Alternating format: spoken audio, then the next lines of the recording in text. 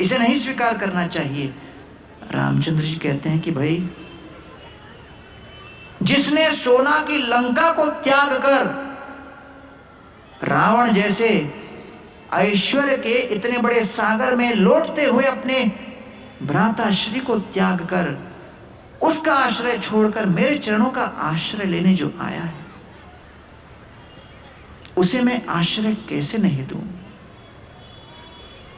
इस जगत में लोगों को लोभ के ऊपर नियंत्रण करना असंभव होता है। विभीषण चाहे तो वही लंका में बैठकर राज कर सकता था, रावण के अत्याचारों का समर्थन कर सकता था, क्योंकि जब कोई हमारे व्यवसाय, हमारे धन के संचार का मूल कारण होता है, उसके सामने आवाज उठाने के लिए हृदय कांपता है। बड़े से बड़े वीरों के पैर डगमगाने लगते हैं और शेर से शेर व्यक्ति भी अपनी आगामी धनराशि की समाप्ति की आशंका से भयभीत होकर बिल्ली बनकर म्याऊ म्याऊ करने लगता है।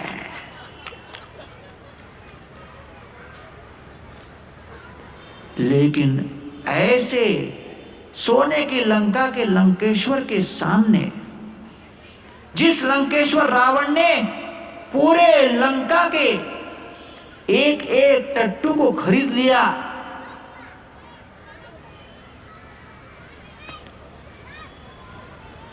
पूरे लंका के सोने को लेकर भी रावण एक व्यक्ति को खरीद नहीं पाया और उसे अपने मत के सामने हां में हां मिलाने में वशीभूत नहीं कर पाया। और इसीलिए रावण पूरे लंका में किसी से डरता था तो वो था विभीषण। नाम ही था उसका कि विभीषण, अर्थात वो जिसकी प्रतिक्रिया से, जिसके मतों से, जिसके आवाज के उठाने पर, जिसके मतभेद से रावण कांपता था, इसलिए उसका नाम था विभीषण। क्योंकि बाकी सभी लंका में सभी लोभी थे और रावण उन सभी के लोभ और हवस को पूर्ण करने के लिए समर्थ था। लेकिन विभीषण पूरी तरह अनासक्त था, उसे रावण खरीद नहीं पाया। जिसे खरीद नहीं पाया उसे चुप नहीं कर पाया और इसीलिए रावण हमेशा घबराता था।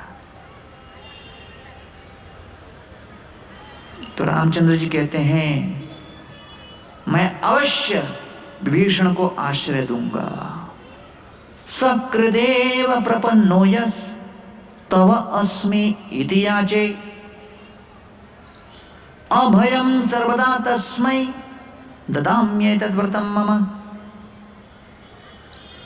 सकृत एव प्रपन्नो यस, एक बार भी कोई मेरे सामने आकर मेरे चरणों में समर्पण करे और व्यक्त करे प्रभु मैं आपका हूं, मैं उसे स्वीकार कर लेता हूं।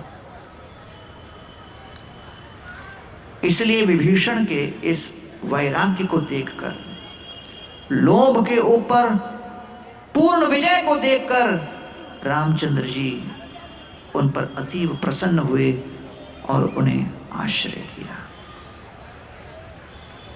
इसलिए इस जगत में जब लोग एक दूसरे के साथ संबंध स्थापित करते हैं और मन में लोभ की भावना हो, तो चाहे कितनी बड़ी बड़ी योजनाएं बने वो सफल नहीं हो पाती, क्योंकि कुछ समय के पश्चात दूसरी भावनाएं अंदर प्रकट हो भी जाती हैं। ये स्वाभाविक है। 3 मित्र थे, तीनों ने विचार किया चलो भाई हम लोग मिलकर धंधा करेंगे। धंधा करने का तो प्लान बहुत अच्छा लगता है सबको। पार्टनरशिप करेंगे, इक्वल पार्टनरशिप। बोले हाँ करेंगे करेंगे। तो बोले चलो इसी खुशी में हम लोग थोड़ा खीर बनाते हैं। अपनी इस पार्टनरशिप को सेलिब्रेट करने। बोले हाँ चलो बनाते बनाते। खीर बनाया, दूध कम होकर केवल 1 वाटी बना। तो बोले यार 1 वाटी अब 3 लोग कैसे खाएंगे, तीनों का पेट अधूरा रह जाएगा।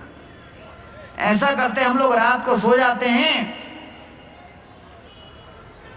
रात को जिसको सबसे बेस्ट सपना आएगा वो अगले दिन खीर खाएगा। तीनों ने कहा यह आइडिया अच्छा है, और तीनों ने सोचा दूसरे को मैं बेवकूफ बनाऊंगा। तीनों सो गए, अगले दिन उठे।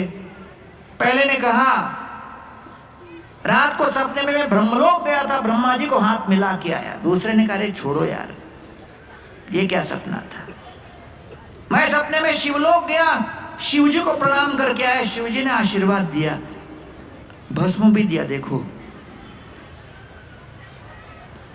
तीसरे ने कहा मेरे सपने में हनुमान जी आए, आंखें बड़ी बड़ी क्रोधित थी, मुट्ठी को यूं करके मुझे देख के कहते हैं खीर खा ले। खीर खाता है नहीं तो पीट डालूंगा। तो बाकी दोनों घबरा गए, अरे किया क्या तूने?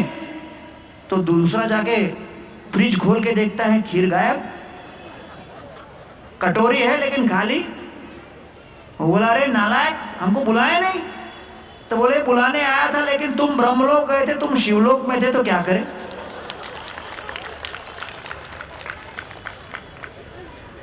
तो लोभ के वशीभूत हर व्यक्ति अपनी अपनी योजना बनाता रहता है और सोचता है कैसे मैं दूसरों को बेवकूफ बनाऊं। तो इसलिए श्री चैतन्य महाप्रभु इस कलयुग के जीवों के इस काम, क्रोध और लोभ की भावना को समाप्त करने अपने सुंदर लीलाओं का निरूपण किए और हम सभी को हरिनाम संकीर्तन का माध्यम दिए, जिससे हम कृष्ण और बलराम दोनों का आश्रय ले सकें। चौदिके ते सब लोक बोले हरि हरि, प्रेमावेशे मध्य नृत्य कोरे गौर हरि। और श्री चैतन्य महाप्रभु श्री कृष्ण का नाम लेते हुए, गदगद होते हुए, अष्टविकार व्यक्त करते हुए लोगों के सामने ये प्रमाण दे रहे थे कि भगवान की सेवा का चिंतन करने मात्र से मन प्रफुल्लित हो उठता है।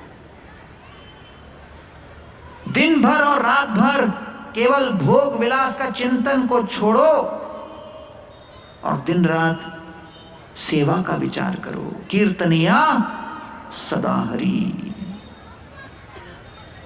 केह नाचे केह गाए, श्री कृष्ण गोपाल, प्रेमे ते भासिल लोक, स्त्री वृद्ध अबाल। और उस संकीर्तन को देखकर समाज के हर वर्ग का व्यक्ति महाप्रभु के उस संकीर्तन आंदोलन में जुड़ गया, सम्मिलित हो गया और महाप्रभु ने उन्हें इस हरिनाम संकीर्तन में सम्मिलित कर लिया। निर्विकार हरिदास गंभीर आशय, बोलिते लागिला तारे होया सदैव। जब माया देवी ने हरिदास ठाकुर को भ्रमित करने का प्रयास किया, उनका मन विचलित नहीं हुआ। क्यों? क्योंकि उनकी सेवा करने की इच्छा, आस्था तीव्र थी। जब फाउंडेशन डीप होता है तो कोई तूफान भी आए तो बिल्डिंग गिरेगा नहीं। बोलिते लागिला तारे होइया सदैव। और इसलिए माया दासी प्रेम मागे, इत्थे की विस्मय, साधु कृपा नाम बिना प्रेम न जन्मय। माया देवी साक्षात ठाकुर हरिदास को विचलित करने प्रकट हुई, लेकिन ठाकुर हरिदास के उस तीव्र दृढ़ संकल्प और हरिनाम के प्रति श्रद्धा और आस्था को देखकर माया देवी उनकी